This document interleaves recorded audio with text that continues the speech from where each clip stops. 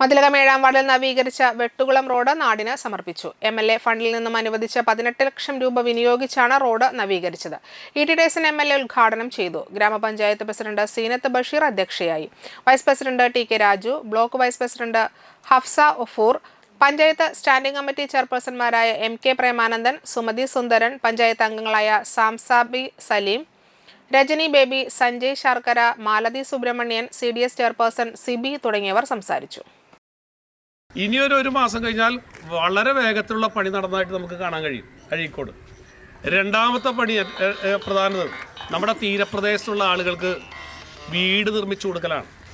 446 വീടുകൾ 10 ലക്ഷം രൂപ വെച്ച് പണിത് കൊടുത്തിട്ട് നമ്മൾ 446 ലൈഫ് മിഷൻ്റെ അല്ല ഞാൻ പറയുന്നത്. ലൈഫ് മിഷനൊക്കെ വേറെ 50 മീറ്ററുള്ളിൽ കടലിൻ്റെ തൊട്ട് 50 മീറ്ററുള്ള ആവശ്യപ്പെടുന്ന മുഴുവൻ പേർക്കും അതാണ് എനിക്ക് എൻ്റെ ജീവിതത്തിലെ ഏറ്റവും അഭിമാനകരമായ സാധനം എന്ന് എനിക്ക് തോന്നുന്നതാണ്. 446 × 10 ലക്ഷം പ്ലസ് അവരുടെ ആധാരം രജിസ്റ്റർ ചെയ്യുന്നതിനും മുദ്ര കടലാസും ഫ്രീ എന്ന് പറഞ്ഞാൽ അതൊരു 75,000 രൂപ. അപ്പോൾ ഒരു 10.25 ലക്ഷം രൂപ ഒരു വീട്ടുകാർക്ക് കിട്ടിയിട്ടുണ്ട്.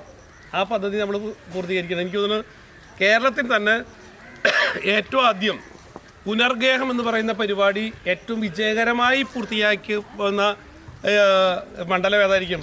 കയ്പമംഗലമായിരിക്കും.